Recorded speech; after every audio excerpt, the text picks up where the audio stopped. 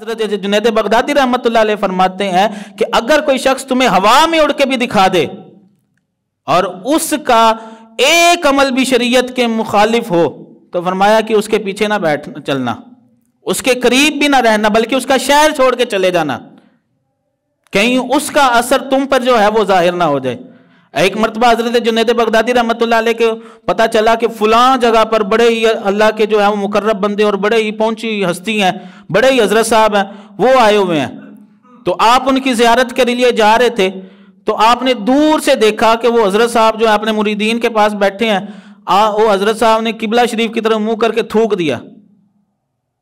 چھوٹی سی بات ہے، ویسے تو بظاہر بہت بڑا جو ہے وہ گناہ ہے، قبلہ شریف کی جو ہے وہ تعظیم ہر مسلمان پر فرض ہے، تو وہ اس نے جو ہے وہ قبلہ شریف کی طرف منہ کر کے تھوک دیا۔ حضرت جنید بغدادی رحمۃ اللہ علیہ وہیں سے واپس چلے گئے۔ آپ نے کہا جو میرے نبی کی ایک سنت کو بھی ترک کر دے وہ کبھی بھی اللہ کا ولی نہیں ہو سکتا۔ اور شیخ عبد القادر جیلانی حضور غوث اعظم رحمۃ اللہ علیہ کی جو کرامتیں مشہور ہیں، یہ کرامتیں بھی ایسے نہیں ہو جاتی۔ آپ کے بارے میں آتا ہے، آپ کے والدین کے بارے میں آتا ہے۔ آپ کے والد صاحب کا واقعہ بڑا مشہور ہے کہ ایک مرتبہ آپ نہر کے کنارے کنارے چل رہے تھے تو ایک سیب آیا، آپ کو بڑی بھوک لگی ہوئی تھی، آپ نے وہ سیب اٹھا کے کھا لیا۔ جیسے ہی سیب کھایا تو ذہن میں خیال آیا کہ میں نے جس کا سیب کھایا اس سے تو میں نے اجازت لی نہیں، پتہ نہیں کس کا ہے، کون اس کا مالک ہے، تو میں نے کسی غیر کا مال جو ہے وہ میں نے کھا لیا۔ تو آپ وہیں پر اسی دریا اسی نہر کے ساتھ ساتھ چلنا شروع کیا، بڑی دور مسافت طے کر کے ایک باغ آیا۔ اس باغ میں ایک درخت جو تھا وہ نہر کے اوپر جھکا ہوا تھا۔ آپ نے اس باغ کے مالک کو تلاش کیا اور اس سے کہا کہ میں نے آپ کا سیب آپ کی اجازت کے بغیر کھا لیا، آپ مجھے اس کی معافی دے دیں۔ تو وہ جو آپ کے وہ جو باغ کا مالک تھا وہ بھی صاحب نظر تھے، انہوں نے دیکھ لیا کہ یہ کوئی بڑا انمول ہیرا ہے، انہوں نے کہا جی کہ ایسے معافی نہیں ملے گی۔ انہوں نے کہا جی کیسے ملے گی؟ کہنے لگے جی کہ 12 سال جو ہے میری باغ کی خدمت کرنی پڑے گی۔ انہوں نے کہا جی 12 سال خدمت کروں گا تو پھر معافی مل جائے گی؟ تو کہا ہاں پھر سوچیں گے، پہلے 12 سال خدمت کرو۔ 12 سال اس باغ کی خدمت کی، کیوں کہ صرف ایک سیب کھایا تھا، اس سیب کی معافی کروانی تھی۔ اتنا تقوی، اتنے متقی، اتنے پرہیزگار۔ اور پھر 12 سال اور کچھ سال گزرے تو اس باغ کے مالک نے جو ہے وہ کہا کہ جاؤ ایک سیب توڑ کے لے کے آؤ۔ آپ سیب توڑ کے لے کے آئے تو وہ سیب جو ہے وہ کھٹا تھا، اور کہنے لگے کہ اتنی دیر ہو گئی تجھے میرے باغ میں، تجھے ابھی تک میٹھے اور کھٹے کا فرق ہی نہیں پتا چلا۔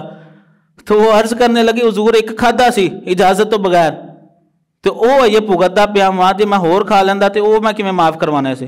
تو کہنے لگے میں نے یہاں سے کبھی سیب توڑ کے کھایا ہی نہیں، یعنی اتنا تقوی۔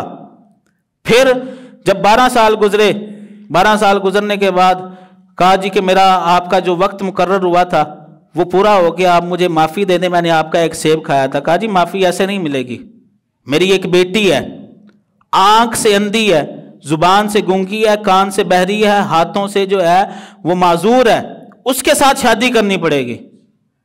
تو کہنے لگے جی جب میں اس سے شادی کر لوں گا تو پھر تو مجھے معافی مل جائے گی نا۔ یعنی یہ تقوی تھا ان کا کہ یہاں جو ہے وہ کسی کے ساتھ جو ہے وہ برا بلا کیا تو معافی کروا لیں، آگے رب ذوالجلال کی بارگاہ میں جا کے کیا منہ دکھائیں گے۔ تو کہاں پھر معافی مل جائے گی۔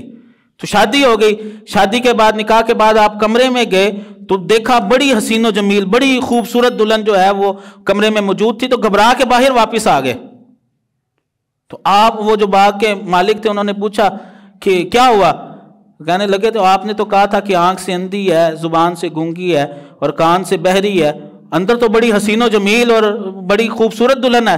تو کہنے لگے کہ میری بیٹی جو ہے وہ آنکھ سے اندھی اس وجہ سے ہے کہ اس نے کبھی کسی غیر محرم کو نہیں دیکھا۔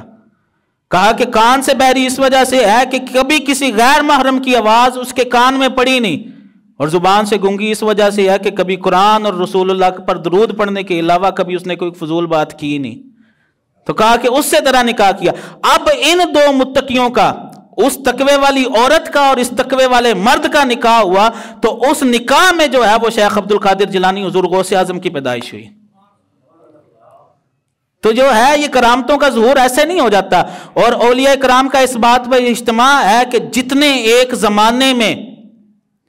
زمانے میں بارش کے قطرے ہوتے ہیں، حضور غوث اعظم رحمۃ اللہ علیہ کو اللہ رب العزت نے اتنی کرامتیں عطا فرمائی ہیں۔ یہ کرامت ایک ولی کی شان ہوتی ہے جو اللہ رب العزت اظہار فرماتا ہے۔ تو کرامتیں ایسے ظاہر نہیں ہو جاتی، اس کے لیے ماں باپ کا نیک ہونا بہت ضروری ہوتا ہے۔